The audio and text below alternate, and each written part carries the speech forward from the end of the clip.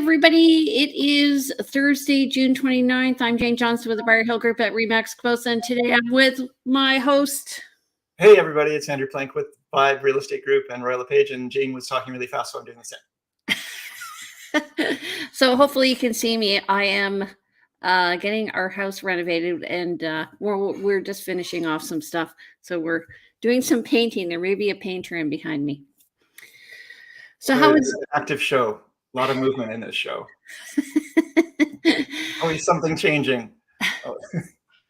So yeah. we are going to get a lawyer in. He couldn't make it today because he has to go to court to talk about wills and estates. So he's going to be coming in 2 weeks. Next week, we're going to talk about the monthly market update. Of course. So how are you? I'm good. Yeah, it's been really busy, like really busy.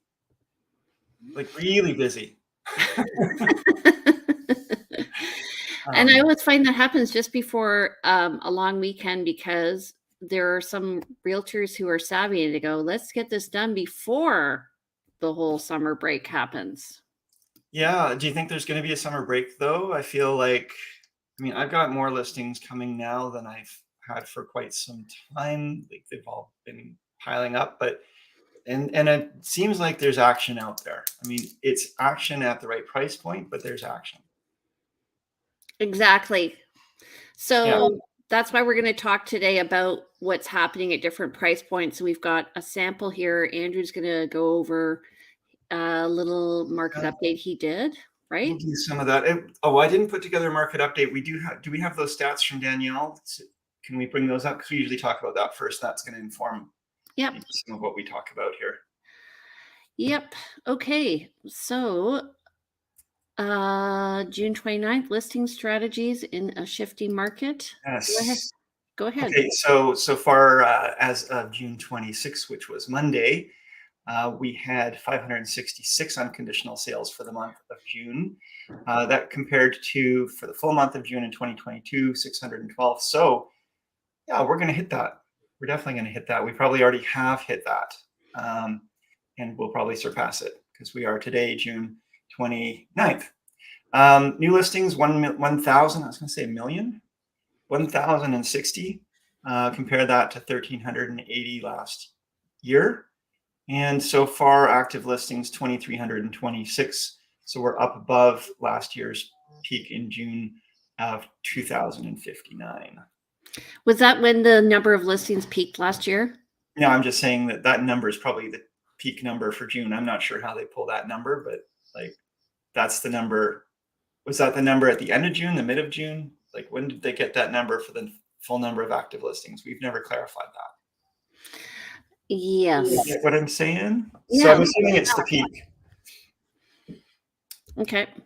All right. And over the past week, so I actually looked at this week and then the past week, and it has slowed down in pendings a little bit from the week previously, but we're at 264 new listings, 224 pending. So what Andrew is saying is the market feels fast. That's because it is fast. We are seeing multiple offers. I have 2 happening this week on my listings.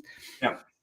Price decrease of 120. And I saw this today on a condo that I looked at, and we were talking about the break. When I meant summer break, I meant families going away for the summer, not necessarily realtors getting a break. Mm-hmm. Mm-hmm. Price increases at 9, back on market 3. I never understood taking it off market and putting it back on. I just relist it, and sold at 245.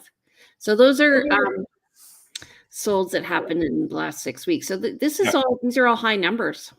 Yeah, they are. And so new listings 264 compared to that listing to pending ratio, that's jumped so much, because we were looking at one point as the green line of new listings was, the purple line would have been 1/3 of the green line, it was bumped up a bit, but now we're at 80%. That's quite a high ratio of properties listing that are selling, quite a high ratio. This is going back to the time of this is reminiscent of the peak times. That being said, that number below, the lighter green number of 120 price decreases, suggests that one of the reasons we're getting so many pendings is because people are being really quick to adjust their price. Right. And so for those listening, the green line is new listings, and pending is the purple line. So what And we the say, light green line is price decreases. There's two green yeah, lines. Sorry, just to clarify.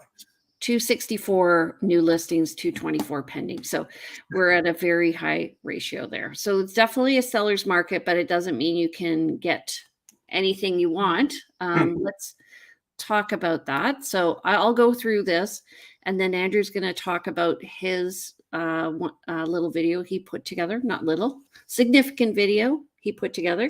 Diminish my video.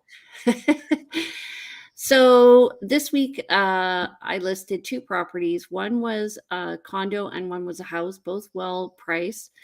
The condo is in a building that needs remediation, so it's priced low. And the reason why it's priced low is because we know that there's going to be an upcoming special levy, which is a big payment coming out. We don't know what it is. So we're listing it for the benefit of the buyer to be able to afford this. And it was crazy. Oops. Sorry. Oh, we both hit add to the screen at the same time. Go ahead. So we probably have had 50 or 60 viewings. We're trying to educate people, but what I'm trying to say is that this curve here at the beginning in the first 2 weeks is very, very accurate. And we provide our sellers with this information every week so that they understand that that they understand what the activity is compared to the rest of the market. So why this is important is because if you don't price your house properly in those first 2 weeks, you're going to miss the market. And sometimes it depends when you list your house or your condo. For instance, if you list it in February, you may be listing it where the list to sale ratio is high and there isn't a lot of competition. And so if you price it properly, you're likely to get multiple offers. If you list it too high, what's going to happen is you're going to be getting the viewings, but you're not going to be getting the offers. And usually people don't give you feedback on price, I find. Yeah, or they do. I've got a kind of Goldilocks kind of pricing feedback that I ask agents for feedback. I say, how do you feel about the price? Is it too hot, too cold, just right? And I often get, oh, just right. It's great, but it's not for my clients. And, after receiving a number of those and not getting offers, you're kind of wondering, well, it must be price, mustn't it? Yeah. But, They don't want to say it.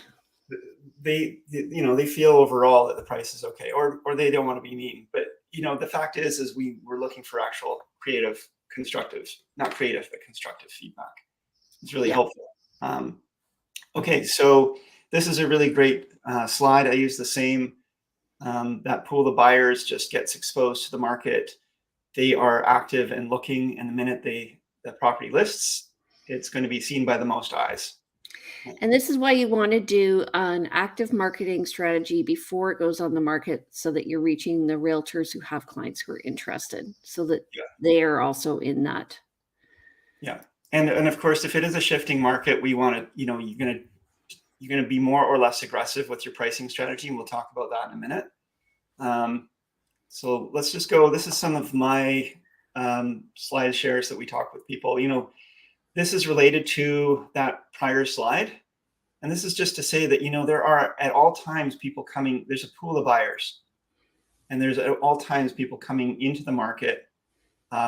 They've decided to buy, they've decided to sell, and then buy.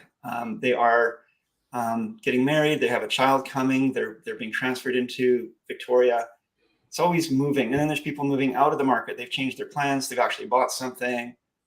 But this pool of buyers doesn't shift super rapidly. And you're looking to sell to this pool of buyers when you first list. And they're going to be, on average, reasonable people looking for a reasonable product at a reasonable price. You can certainly be a seller looking for a unicorn buyer, that kind of buyer that's going to pay top dollar above what's reasonable. Maybe they've come from out of town with bucket loads of money, and they have special requirements that make your property unique. But the law of averages is you're not going to find those people. So this is the similar slide. There's no second chance for first impression, because when you first post your home, if it's not marketed and speaking to the people who are your market, and if it's a shifting market, we may need to shift who we're speaking to over time. But overall, we want to be exposed to the right market at the right time when we first go to market. The alternate, what happens if you don't is you end up, and this is a graph here showing price on the vertical and time on the horizontal. And if in the lighter of the blue, the stepped line is your price. And if you list at a price above market value, you're probably not going to get buyers. So you're going to sit on market for a longer period of time. And if you drop your price over time, eventually you're going to come down to market value. But by that time, those buyers have been exposed to your property. They've seen it multiple times. They've been reviewed it. They've talked about it. And they've probably moved on to other things. And it now starts to feel stale. It's no longer fresh. So this is interesting. I'm showing a property today at noon for a buyer who had actually deleted a listing based on price, Yeah. and now is going back to it. And so I always tell my clients, don't delete based on price, delete based on that it doesn't work for you, because Yes. the price could come down. You want to be aware of it. And sometimes you can get ahead of it, because as you can see in this, there's that price point drop where they went from above market value to below market value. And they would have been considering that price drop perhaps for a period of time. If you go and speak to them and bring an offer just before that price drop, you can probably negotiate something down to that price drop or below, before it catches the attention of the greater market. At some point, it catches the attention of the greater market, but to do that, you have to sometimes go below market value to do so. Okay, so I want to just show something similar, Yeah. same concept. So here is the 3 pricing strategies. This is where Andrew's talking the retail price, where your comparables are, where your buyers and your sellers are going to overlap. So right in the middle there, that's market value. That's where you're going to reach the majority of people and anybody below. Wholesale is where we listed the condo that's that needs a renovation. So this is where it's priced below market value. So we're getting a ton of activity. So what this tells us is there are people out there who are qualified and looking to purchase, but they're looking to purchase in this range and the market's up here. So they're looking to try and take advantage of this low price listing. And then the optimistic is what you were talking about. Some people are at the top of the range, where usually it's a seller who is looking to be optimistic and wanting to price it too high, and where they get into that space where they're now not reaching enough people, and then they have to go into the wholesale price in order to bring in the buyer. Okay, go ahead. Okay, so we'll go back to. Did you just take a screenshot of my? I did. I liked it. You rascal. But you know what? So I've got a similar thing here where I say, we've got 3 different price strategies. We've got the realistic price strategy, what you referred to as retail. Price to the market, connects with buyers within a reasonable time. And it's a balance between risk and reward. Whereas an optimistic price point is above market value, and you risk losing out on the market. Market changes, potential buyers. You could be rewarded with a higher price point sale, but you could lose out. And then the aggressive price point is undercutting the market. And there's risks associated with that. Nuisance showings, less control over price. It does encourage buyer urgency and perhaps multiple offers, but if you don't get those multiple offers, you could be stuck because it's difficult to bring your price up after it's come down. That's my video, which I'll go to here. And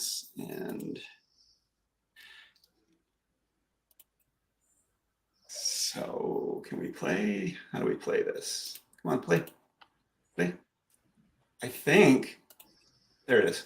Today we're looking at the relationship between price and time on market. Okay, actually I want to go back to the talk that we had earlier about showing that graph that had the dropping prices over time, and also talking about the buyer pool. And now we're talking about pricing in a shifting market. And you want to think about if a market is actually going up over time or down over time, what are we going to do differently for our pricing, because it's going to make a difference. And this is what this speaks to. Anytime properties are coming on market at market value, above market value, and below market value. What's actually happening, though, if you're looking at the inventory of listings, is there's going to be properties listing at market value selling relatively fast, properties listing below market value selling very fast, and properties listing above market value selling relatively slow. So when we look at the current list of options available to any buyer, we're going to predominantly see mostly market value and above market value listings. Now, what happens in a rising market? Well, as the property values go up, we're going to find that those overpriced listings are going to be selling as well. And we're going to find that the underpriced listings are going to be very, very uncommon. Conversely, in a lowering market, we're going to find properties that were priced appropriately sitting on market over time. Thanks. That's been your 1 minute market update. This is Andrew Plank. Have a good. Yeah. So I'll take that off. Comments, Jane? Well, I wanted to actually, let me add this little, so this is actually proving what Andrew's saying. So what I did was I went in and I looked at homes, single family homes in Victoria, and the price on the left is the current price. The price in the middle is the original price, and then the price on the right is the sold price. And you can see there was a house that was priced at $999,900 and it sold for $1,098,000. Mm-hmm. There was one that was at $1,149,000 and it went down. They've come down to $1,099,000, so down $50,000. Mm-hmm. There's another one at $1,099,000 that's staying on the market. There's one that's over that price at $1,050,000 and it sold for $1,106,000. So that tells me that it was where you were saying in under price. Mm-hmm. And so anyway, if you're looking here, you can see where the $1,049,000 is selling at $112,000. The $1,149,000 is selling at $1,140,000. So sometimes if you're pricing lower, you're going to get higher. You're going to get more money than if you price high and negotiate down. And so there's a listing at $1,089,000. It sold for $1,152,000. And this is just where the market is showing us. I did not do a special search for this. This is telling us very clearly. Yeah, the $1 million price point is a really interesting one because of the CMHC lending. So there's a lot of buyers that limit out at the million, and so that price point, by listing at $1 million, you get the eyes of $1 million and just under. You get the eyes of the buyers who actually are CMHC approved, who have a less of a down payment, a deposit, but it can't afford and probably aren't searching much above $1 million, whereas.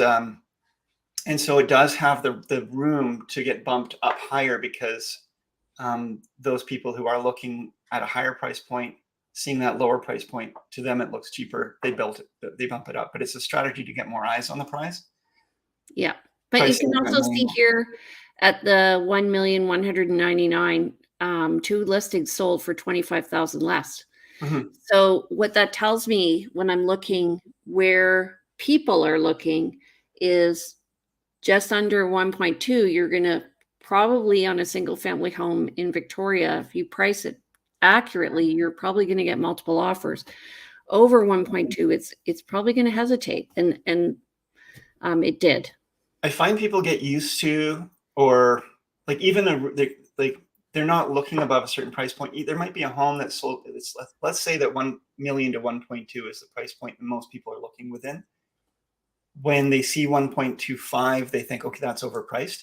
It could be a home that is much better finished, better quality, but because that's the price point that people are used to looking within, and that's what they've kind of psychologically gotten themselves ready for, to them it feels too high. And yet, if they were to buy a home for 1.150, they might end up putting $200,000 worth of work into it.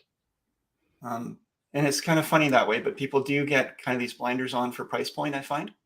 and they Yeah. don't look outside the box for actual value.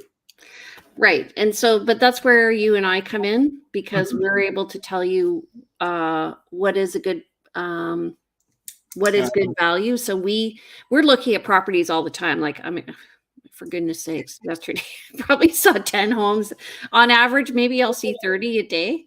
Like, it's crazy. Not on average, but Wow, I was going to say, Jane, you're seeing a lot of houses. I'm seeing a lot of houses right now. And Okay. what it does so is that as a listing agent, it makes you more accurate on the listing side, realizing the value. But on the buyer side, you can say this is good value because they may only see 5, right?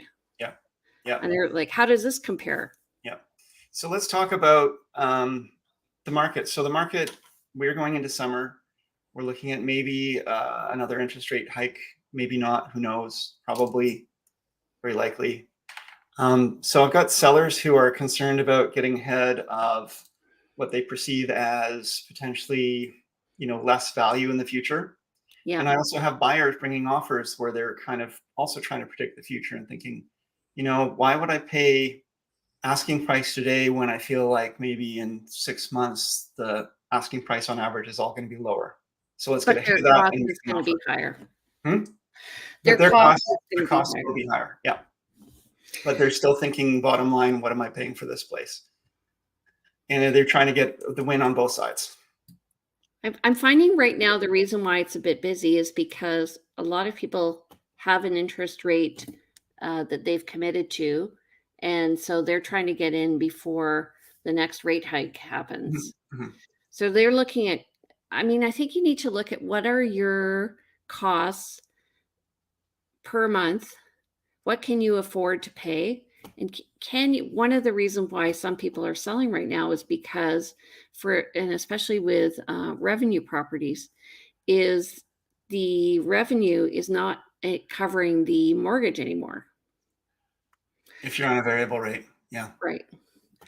So, like this Alford property, there are lots of people looking for investment because at this price, it allows them to make the money in the short term. But with the big special levy, like it's interesting. I think that buyers, I'm like, if you like the property, just buy the property. Because you're I mean, always that's, gonna be negotiating with what the interest rate's going to be. but you always have to deal in the moment, in the environment that you're in, right?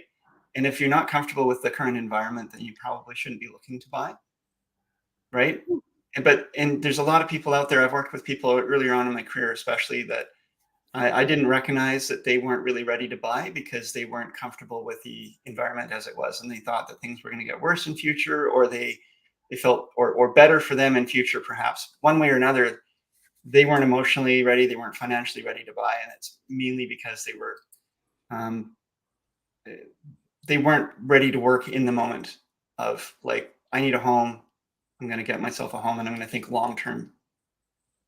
So what happens in that case is the buyers, they hoop themselves. So for instance, they'll do stuff like they'll really underprice, they'll come in really low on a multiple offer, so they won't get it.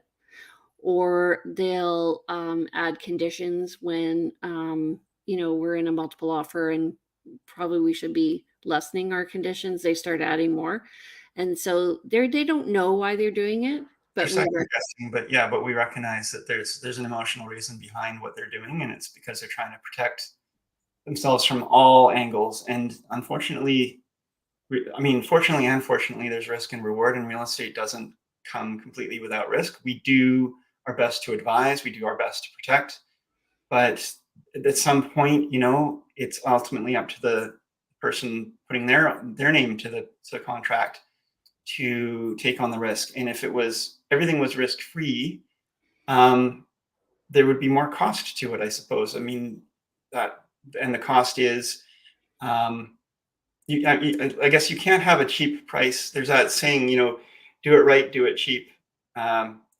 Do it fast, do it right, do it cheap. Pick two, yes. right? And as a buyer, you can't have it all. and you can't get an inexpensive home that also is perfect and find it quickly. Yeah. That's the unicorn that doesn't exist. Well, the other thing is when there is more choice in the market, people take their time because they are starting to they go, "Well, now I have time." Yeah, And this usually happens in the fall, and you're yeah. like, "Listen, this is a great deal." There's no urgency and yet that's a great time to be buying. And I've found this over and over again. And yet when everyone else is buying and the prices are going up, people start to get that scarcity feeling. And they're making they never would have made those bids, paying prices they never would have paid, foregoing conditions they never would have foregone. And yet they're caught up in that feeding frenzy. And this is not the time. This is Yes. not the best time to find the best property when there's more selection on market and it's slower. And people are like, well, I don't want to overpay. But look, you can get this home that's better than anything else on the market, and nobody else is looking at it right now. You're not going to be competing, so you can put in your protections.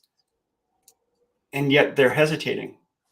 Right. And so, what I found in the market over the past 4 years is those people who are really philosophical and deep thinkers and like to take their time have been at a big disadvantage because the people who have just jumped and sort of found their wings on the way down have ended up taking off. And so I Yes. don't, historically, I don't see prices ever going to come down. The dollar's worth a different amount than it was 10 years ago. Yeah. Yes. So That just being said, Jane, the people who are more conservative, who are more protective, they definitely don't want to get into those situations. And, there are people who made rash decisions, bought places unconditionally, bought at the peak of the market and bid above when there were multiple offers. I have clients that did this last year.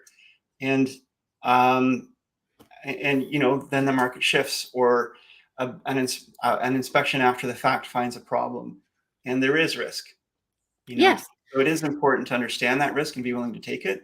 Long term, the reward can still be worth it, but you need to understand that what you're Right. getting into. But the reason why they take the risk when the market's like that is Yeah. because they figure the price. This is what somebody told me, and I think it's a good it's a good perspective. If you are buying and the market's going to go up rapidly, it looks like it's going up rapidly, and historically, the past 6 months has gone crazy, and you go, okay, well, what's the worst thing that's going to happen in this house? And what's the cost of that? What's the cost of the house plus the worst thing that's going to happen? Is it worth taking? Yeah. So that it's a business decision people need to be aware of. But on the other hand, the worst thing that could happen is $140,000 oil tank in your backyard. Yeah. Yeah. So you take the risk. You take the risk based on how the house presents. And the thing is, we look at a lot of places where there's lipstick on the pig. Oh yeah. Yeah. It's not a great home. She's not pretty. She just looks that way. Yeah.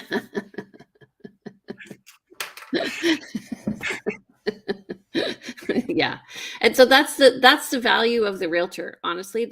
So when and an experienced realtor, There's the opposite too, where there's the property that actually has so much great potential, wonderful bones, for example, that and It's people ugly. can't see it. They can't see it, but it's somebody's made some bad design choices over the years, or maybe it's just not well lived. It's tenanted and cluttered, but you can see past some of that stuff. You can see what's there. Hey, so let's bring this into the current market. We're going into summer. We were talking about strategies for a changing market. What would you be recommending to someone today in terms of pricing? Does it make sense to do the optimistic, let's try to get multiple offers? Should we just try to be realistic, or is it a safe market where things are going up over time, so it's safe to price optimistically? The market will catch up. What would be your call on this? So let's go back to this slide. I always try and go for retail. Mhm. The thing that happened during COVID was the realtors were looking at the list price at the beginning of it very moderately. And so they were at the bottom of the seller's desired price range because of what was happening in the with the world. And the buyers were looking for a place to put in their money, and that's why the market went up so There much. was a gap. Yeah, there was a big gap in what on perception. Yeah, and what's happened recently is the gap has narrowed, and Yeah. I think, and that's why if you're overpriced, you're not getting any business in your, Yeah. you're So that negotiating. retail gap has the Yeah. range of retail has gotten a lot more tight, and that's why we're seeing those price reductions. And I agree. I don't think now is the time to price wholesale unless you price really, really wholesale. Because, in other words, I tell people, like, if you list your home for $1, it's going to get multiple offers and it's probably going to find its price, right? But if you list at, let's say we feel like the range of retail is between $1 million and $1.05 million, or let's say it was a condo, 500,000 and 550,000. If you list at 475, you might get multiple offers, but you might also you might not get enough people through the door in this market to end up with multiple offers. And then you're stuck kind of when people look at that price and bring you an offer, there's no argument for negotiating higher because you don't have the people coming to the door to bring that offer to compete it, to bring it up. So, and I don't feel like we're going, although the stats recently do show that, like I was just looking at the HPI and there's been a bit of a bump in pricing. I don't think that we're in a market where it makes sense to go optimistically. And I should say too, when we talk about retail value and we talk about pricing a home, we can get it wrong too. We look at the market, we look at what it's done, we give our best advice, we work with you to come up to a price, we list the home, market it up for sale. And if we don't get buyers through the door in that first couple of weeks, that when it should be getting the most exposure, we need to consider what's going on here and what do we have to do to change this, because I call it course corrections. But if we're trying to get to a certain destination and we're not on course, we need to probably make a quick course correction sooner than later. I'm not one for, if it's appropriately marketed and you're not getting viewings, it's overpriced. yeah. And then like if the market is shifting and going down or softening, you need to get ahead of that. So you sometimes have to lower more now in order to get a sale now, to save you from having to lower more later as the market goes down and chase it down. And we've seen many times chase a market down over time. So last week I had a listing, just one more story. I had a listing that was priced accurately, but the house did not show well. And so we were getting a lot of viewings and no offers. And the feedback was it's overpriced. So we lowered the price, and we lowered it to a point that gave people the space to do the work. And we got multiple offers. Yep. And that's so then when you find the right marketing value, what's happened is you get a lot of people going through, and then okay, then it feels good, it flows. Yeah. But it's like fishing. You have your line down at a certain depth, and you could be trolling along at 50 feet, but all the fish are at 40 feet, and you're not getting anything. But you bring your line up a little bit, and then suddenly hit after hit after hit. Yeah, good analogy. I like that one. Thank you.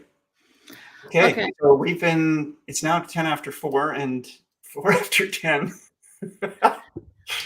Yes. I am looking for a townhouse for a client. We're looking primarily in the West Shore.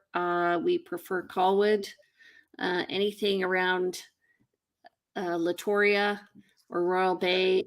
She wants newer, but not necessarily brand new. So we're looking at Besanton, Propeller, and Royal Bay. I've sent a note out to all those homeowners. Please bring me a listing. Contact your realtor now. Let's talk offline. I may have something. Okay. What's your big need? My big need? I need a townhouse, rancher in the core, under 900, maybe a little more, but preferably under 900. Broadmead, Royal Oak area would be great. We'll look in other areas as well. I need a 1 or 2 bedroom condo, under 475. Doesn't have to be anything fancy. I need, and that's again in the core, What price? under 475. Under 475. Sorry. Yeah. And I need actually a home, like a nice, stately, sort of character-ish home or condo. There's going in a couple of different directions. These buyers, they're in town next week. We're going to be looking around, Bay, walkable to the village or to a village in the core, possibly looking as far as Sydney, up to 2.5 million. They could swing over and look at condos as well. I'd say if they're looking at condo, again, something walkable, not in the middle of it all, but something still with, in that case, maybe some views or across from a park or something. They really liked, there was one on Park Lane, is it, over at Beacon Hill? Yeah. It's long sold, but that one caught their eye from a distance. There's some homes in Oak Bay that have caught their eye. Anyway, that's kind of stuff. That's a broad range, but they've got, I'd say it's for a retiring couple looking for a really, their forever retirement home, and they like to walk. So walk to shopping, walk to hikes, and walk. Okay. I have clients looking for a newer construction home, either in Metchosin or the Highlands, and they're looking up to 2 million. So if anybody knows anything, let me know. And they want some flat land. So it doesn't have to be totally flat, but everything we're seeing is like at a 45-degree angle. I've got a listing going live today in the rail yards. It's a patio home. So it's just under 600 square foot, 1-bedroom unit. No parking with it, but it's a highly walkable area. And the patio is it's like 250 square foot patio, ground floor. You can lock and leave, come and go through your patio entry. It's got those European doors that vent, so they close and open securely.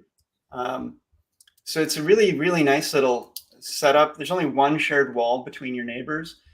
Price is $487,500. So that's going live. That actually has gone live today. And we've got a home coming up next week in Thetis Heights. Actually, not next week, in about 3 weeks, but in Thetis Heights, right at $1 million. Early 90s built, 1/4-acre lot on a hill. Really nicely updated home. 3 beds, 2 baths, 2-car garage. Really immaculate condition. And that's going up at $1 million. So the house I'm looking for in Metchosin or Highlands, they would like a suite. If not, the $1 million house plus a suite, that would be good. Okay. They'll add a suite. Okay, I have 2 new listings coming up. One's 2180 Champions Way. It's going to be coming up this weekend.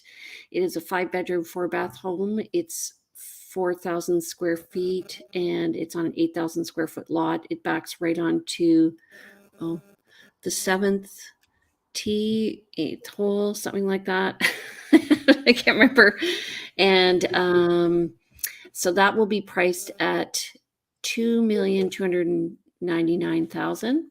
And then we're also looking at another house coming up on Bear Mountain. It's a view property, and this one will be at $1,999,000. And we're getting everything set up tomorrow, so I'll have details for you. But beautiful home. It has a legal suite over the garage, 2.5 garage, and it's main level living with downstairs. So primary bedrooms on the main, and then 2 more bedrooms downstairs. Got a media room. Really, really super nice property. Excellent. Well built. Okay, so next week we're going to be doing the market update for the month. So please tune in with us at 9:30. And if you like our show, we would love your input about what comments and give us comments about what you want to hear. Please don't forget to subscribe to us. And I do get some comments on YouTube, so thank you for that. Please share out our show if you think somebody may be interested in knowing more information. Andrew, how do people get in touch with you? You can reach me at 250-360-6106, email info@andrewplank.com. Come to the website, andrewplank.com, lots of information there, or I'm on Instagram as Plank Andrew. I do just also want to comment. What was my comment? Yes, if folks have feedback on format, on whether you want more of something, less of something, more focused, if you like our rambling, some people, give us feedback on the show format as well, what you might like to see more of, what you might like to see less of, what you really are coming here for. Any of that is really helpful to us as we, want to build and improve our show for you. Yeah. And people want to get in touch with me. My name's Jane Johnston. I'm with the Briar Hill Group at Remax Camosun. My number is 250-744-0775. You can reach me at briarhillgroup@gmail.com or briarhillgroup.com. And you can see these shows and more at victoriarealestateshow.com. And don't forget to follow me on Instagram for all the fun that we get up to at realtyteacher_Remax_Victoria. All righty, my friend. Okay. Thanks, Stay Jane. on the line. Live long and prosper. We'll see you guys next Thursday at 9:30. Bye.